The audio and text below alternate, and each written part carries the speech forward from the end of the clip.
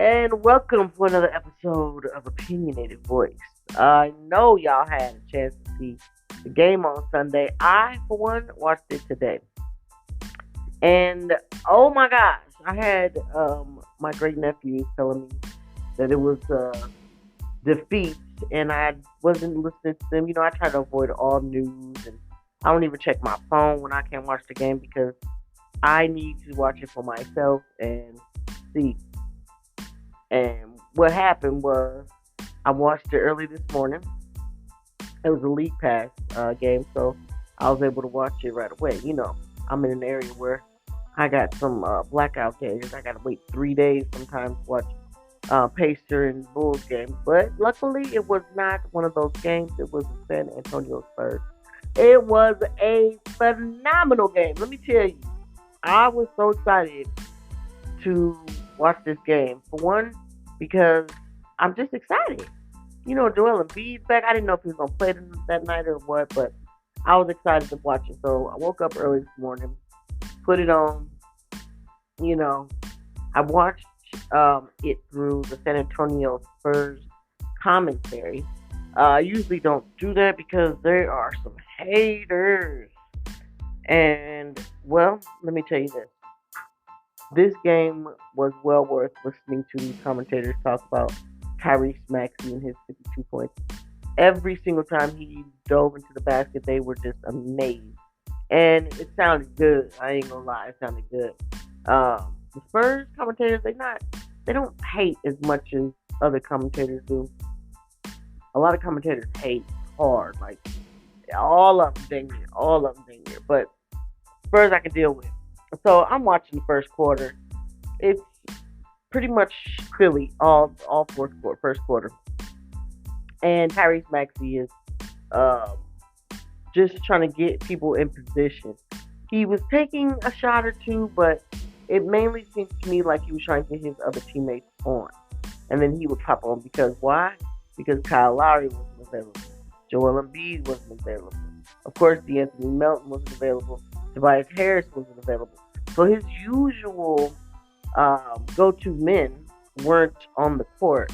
So he had to change his mentality. He had to change his game plan for who can he get picks by, who could he give it to, who can get out there and get it done besides him. Luckily, he had the man out there, Kelly Oubre Jr. That guy shows up every single night. I don't care what y'all got to say about him or how you think he plays or what you think this, that, blah, blah, blah. I don't even care. That boy can hoop. He plays a grown man's game. And if you're mad about that, then you just are just hating. You need some more hugs or something because how can you not like the way this man plays? He plays with so much intensity and so much like grit. Like he knows that once he gets to the hoop, he's going to boom it. If he don't boom it, he gonna make you look funny. Cause he gonna throw it around the other side. He gonna make you look funny. And they're gonna have to call a call or, do something to give him the points, whatever happens. And so, hey, could you put my mic little technical difficulties. Hold on, 1, 2, 3, or 4, or 5, or 6, or 7, or 8, or 9, or 10 seconds. And I will get that. All right, here we go. Mic's up. All right, my mic failed. I got it. It's taken care of now. So, yeah. So, Kelly Oubre Jr., I hope Daryl Morey signs him for the next few years. Because that guy is doing it bad. He's doing it bad every single night. This whole season, I've probably seen him have maybe a handful. I say about maybe 3, maybe 4, maybe even 5 games where he wasn't himself. To where whoever was guarding him was getting well. But Joel Embiid would take over. Maxey would take over. So it wasn't all that, much talk about what he should have did. But other than that, man, these 70-something games he is doing it. He came back from being busted up in the ribs to balling, hooping, just doing it. And I shout out to Kelly Oubre Jr. Shout out to Kelly Oubre Jr. Why is he not an all-star? I don't understand that. Why hasn't he been selected to be an all-star? It's mind-boggling to me.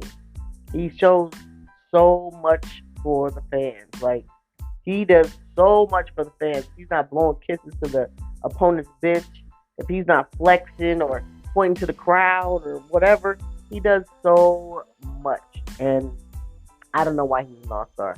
If he's not an all-star, I don't know what people be thinking. I really don't. I voted for him.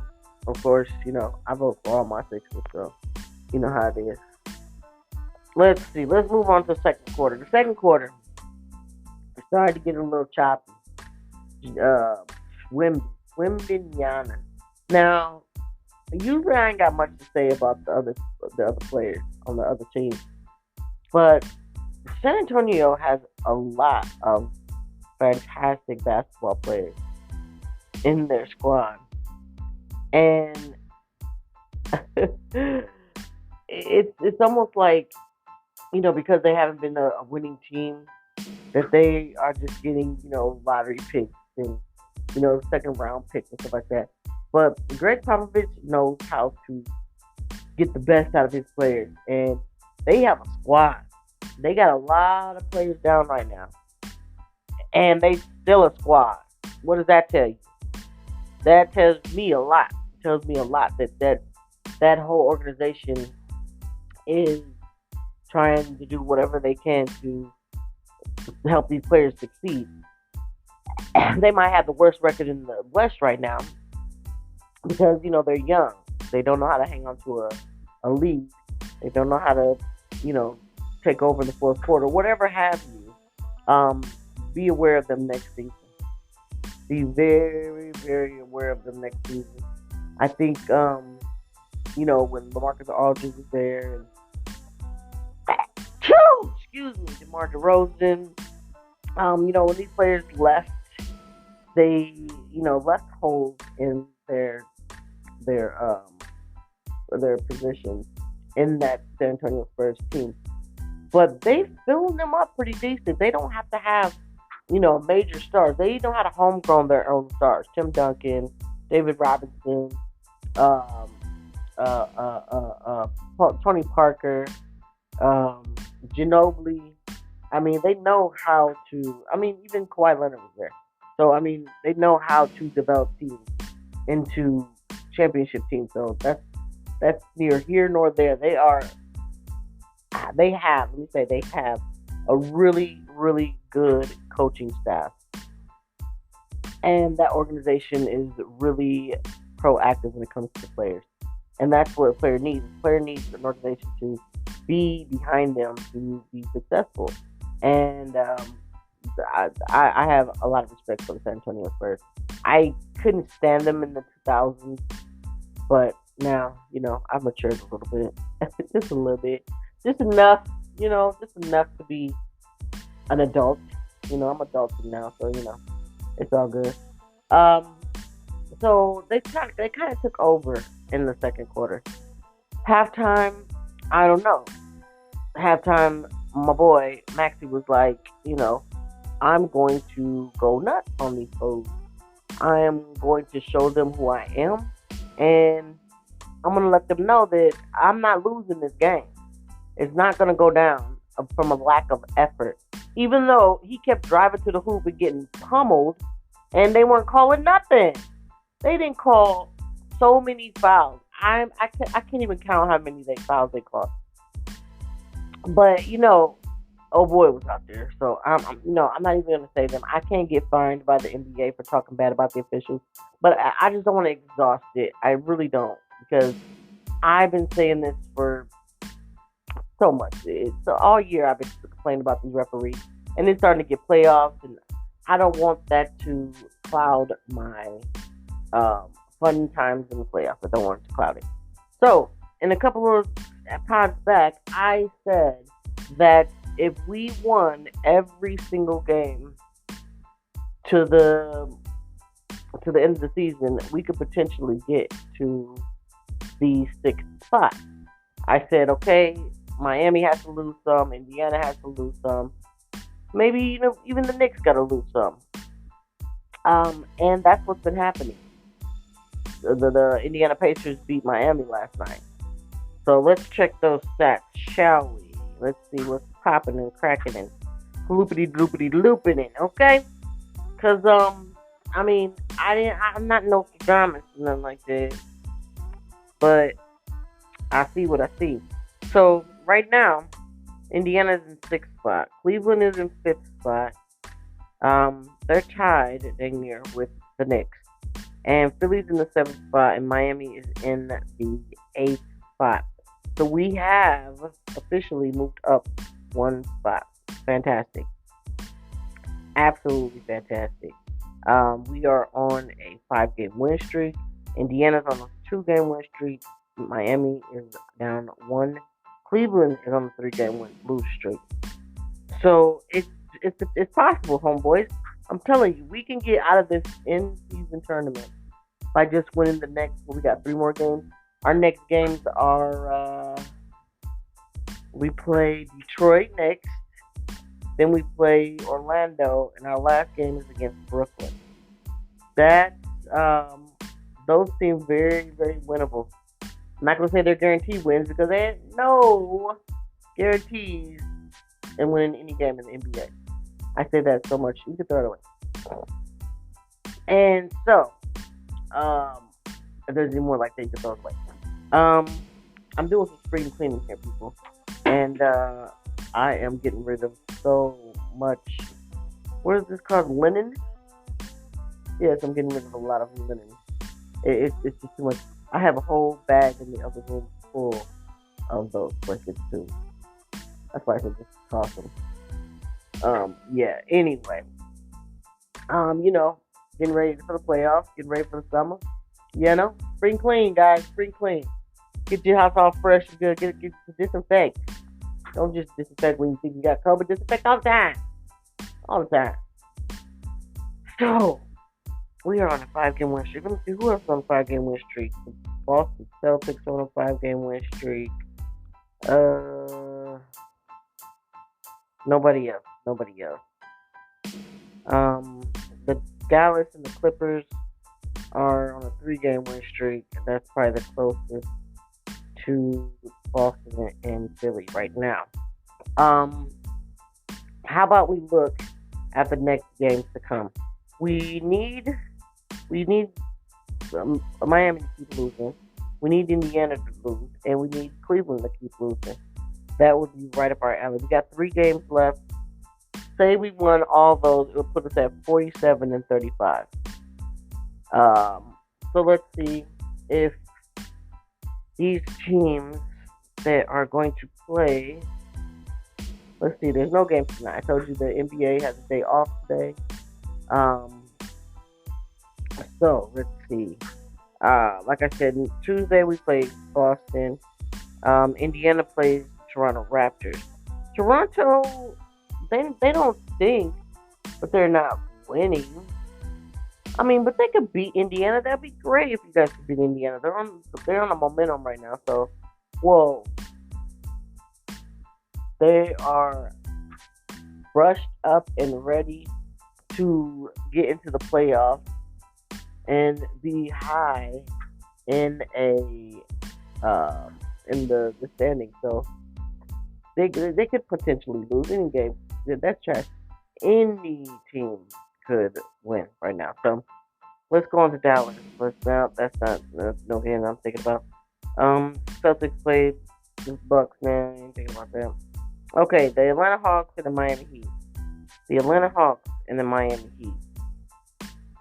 Atlanta is in 10th place right now. They have no chance to making it to not be in the play-in. So win or lose or draw, they're gonna still be in the playoff or the play-in. So positioning could still be a factor, Positioning. Let me see what PS. What the heck does PS stand for? PS is clinched postseason. Okay, so everybody has clinched postseason? Is that what they're saying? Except Golden State. Why hasn't Golden State clinched postseason? They are in the play-in tournament. Okay. Okay, so I'm looking at the West Coast. Let me see the East Coast. Yeah, everybody's basically in the postseason. Team. Boston has the Milwaukee has clinched 3, 4, 5, 6, and 7 and 8 are fighting for position. So, okay. So with that being said, Atlanta. Oh, geez, I pressed the wrong button. Atlanta going up against Miami. Why don't they beat them? Grab some momentum, Atlanta. Grab some momentum and beat up on the Miami Heat. Beat up on them. Let's move on. Okay, so the Magic play the Rockets. They can stand to lose the game. The Bulls play the Knicks. They could definitely beat the Knicks. They're 37 and 41. They're gonna be in the play-in, but they could definitely gain some momentum by beating the New York Knicks. Even though Brunson had a heck of a game last night, they could still beat that team. Okay, let's move on.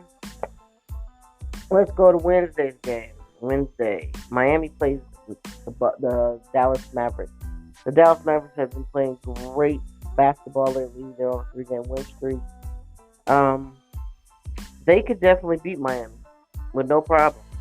I'm not saying no problem like it's gonna be easy. I'm saying like they could beat them. They're coming into Miami. Everybody playing in Florida. The weather's good. The atmosphere is nice. Whoop them. Beat them down. Okay, let's see who else we need. Blue. The Bucks play the Magic. Going to beat up on the Magic. They ain't gonna mind. All right, then we got Thursday the 11th. We got Boston playing the Knicks at the Boston Arena. Yeah, go ahead and beat up on them. So if Boston beats the Knicks right here, that 5th spot could potentially be open. That 5th spot could be something that Sixers can slide right on into. The Knicks are in 4th place right now, but I think Cleveland. I don't know. Cleveland's on a 3-game losing streak. They could potentially slide up there, but I think Cleveland's going to come down. Indiana's going to ride up into that 4th spot and take that 4th spot. They could definitely do that. They're on a 2-game win streak. We could definitely do that. 4th, 5th, 6th is all open right now. All open. Even though they're like 2 games ahead of us, all they need is a bad couple of nights and it's a wrap. There's only 3 games left, so I think let me see, 6, 7, 8. Yeah, everybody has like 3 games left. So that's gonna be stuff right there. That's gonna be some stuff. With the Celtics and the Knicks, I might just have to watch that game. That's gonna be something to watch. I'm not talking about the West Coast. I'm just talking about the East Coast right now. We play on Friday the 12th. We play the Magic. The Magic.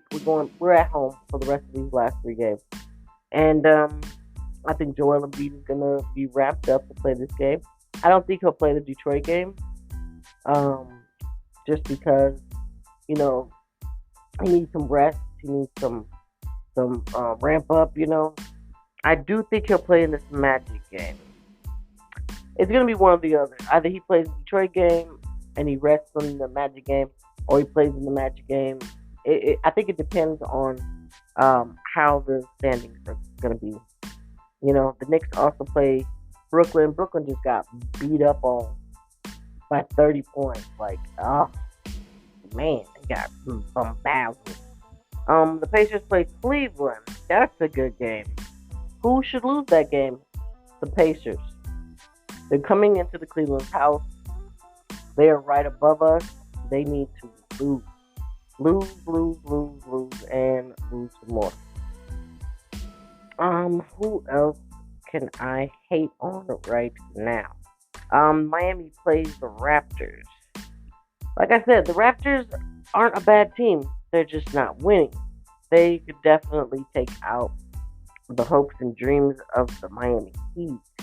Make them cry. Make them fall up into a fetal position, and cry. Just do it. There's no game on Saturday. Sunday, our last game is against the Brooklyn Nets at 1 p.m. The League Pass game at home. We should be able to close off this season with a winning streak. That's what I'm hoping. The Magic go against the Bucks. Where is the Magic actually in the standings? They're in third spot. Like, you can lose all the rest of your games to Orlando. I don't even care. The Knicks go against the Bulls at home. I believe they just played them a couple games ago, so beat up on them. Knock them out. Knock them out the box. Knock them motherfuckers out. Knock them out. That's what their original name is. The New York Knickerbockers. No. They're the Knickerbockers. Knock those Knickerbockers out. The Knickerbockers. Knock them out. The Knickerbockers. Knock them out. Also, the Miami Heat plays the Raptors. Like I said, the Raptors aren't a bad team. They just aren't winning. And they can beat the Miami Heat for real. They play at 1 o'clock. Matter of fact, there's 1, 2, 3, 4, 5, 6, 7. There's 7 games at 1 o'clock that Sunday. That's cool. Indiana goes against the Atlanta Hawks. They need some momentum. So go ahead and go into the Indiana field house and kick that butt. Kick those Pacers out of their own arena. Cleveland also plays the Hornets. I don't know, Hornets. You guys pretty much suck without a lot of your players, including Melo Ball. Everybody knows I'm a huge Melo Ball fan. And without Melo, the Charlotte Hornets aren't going to have a solid direction. They lost Rozier. They lost P.J. Washington. I mean, I think Cleveland is going to wipe the floor up with them. Unless Cleveland says, you know what? We're going to sit down our whole starting 5. And we're going to go deep into our G League bench. Then they might lose. And that'll be fantastic. Fantastic. Okay, who else needs to lose? Who else needs to lose? On the East Coast. Oh, I guess that's it. The play-in starts on Tuesday, April 16th. So, I mean, you know, what we going to do? We're going to continue to send the Philadelphia 76ers great vibes.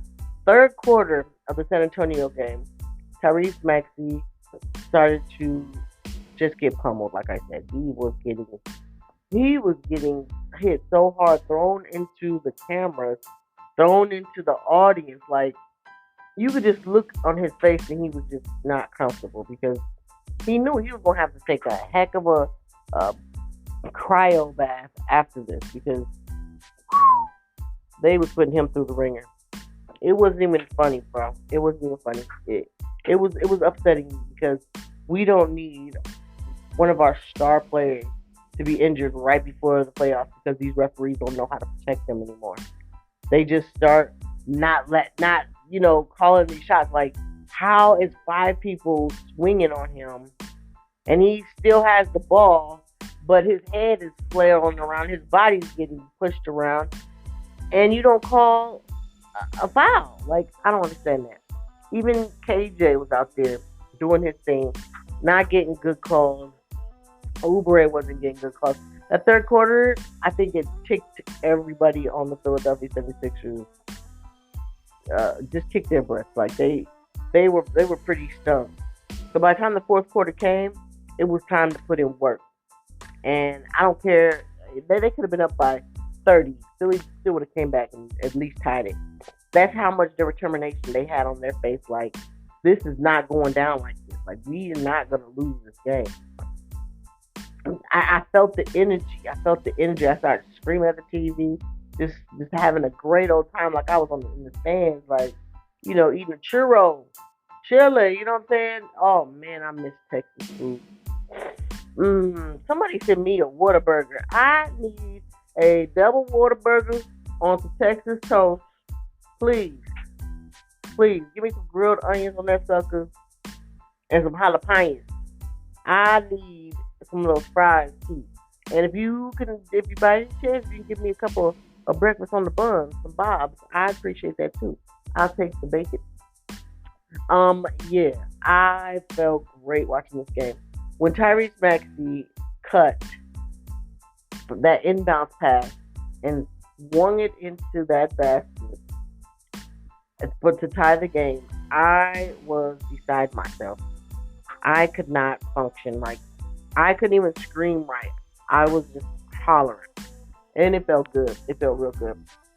The first overtime was, you know, them just not calling plays. They got both of their plays. San Antonio got they won both of their challenges.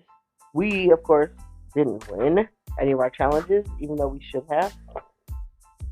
We only had one to lose, and we lost it. And then, so when San Antonio used theirs, they got both of theirs successful. Why? Because they do not know how to call fouls. They do not know how to call anything. One of them was Wimby. He had a block on Maxey, but it was simultaneously. Like, I really feel like Maxey, the ball, the way he rolled it off his fingers, I really feel like he touched the rim, and then Wimby smashed it up against there. So it was it should have been not overturned because there wasn't conclusive evidence. Like, you can't 100% say like, oh, okay, that's a block. But you could say that it was a goaltend. You could definitely say that it was a goaltend. So that was the first, you know, be baloney they were doing. They was really doing some baloney. The next one, what was the next one? I don't know. By that time, I was pretty salty. I think it was an out of bounds thing or something. I don't know. But that did not hold Joe Philadelphia 76ers back. Heck no. They said, you know what? Grind to the grind, Ian. Let's go. Let's get out there. Let's do it. And they took over in that second quarter, that second overtime. Nicholas Batum hit a three that put us up by 5. Maxey, you know he always going to the hoop. He hit 2 clutch free throws. Like, man, B-Ball Paul got fouled out. It was a terrible call, horrible call. We tried to challenge. That's when we lost our challenge, and it was oh it was bad. It was bad. It was real bad. But we won that game, and that's what matters. The dub always makes things feel better. We're on a 5-game win streak, people, with 3 games to go. So that's all I got to say about that. Win team win. Tyrese Maxey with the 52 piece. He beat his season high, his career high. He had 51 earlier this year, and he had another 50 piece. Like, him and Joel Embiid are getting 50 points on the same team in the same season. Like, Embiid hit 70 against San Antonio, and then the next day, Maxey gets the next game, I should say, he gets 50. And then a couple games later, Joel gets 50. And then now here comes Maxey again getting 52. Like, they gonna be, people gonna be in trouble in the playoffs for real. Whoever they go up against is gonna be in trouble. And that's all I got to say about that, y'all.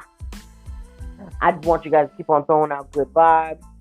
I want you guys to keep on trying to cheer for this out of the in-season tournament. But if we do go into the in-season tournament, I do believe we can win. I do believe it will make it to the final. I honestly feel like we can get past any team with a healthy team.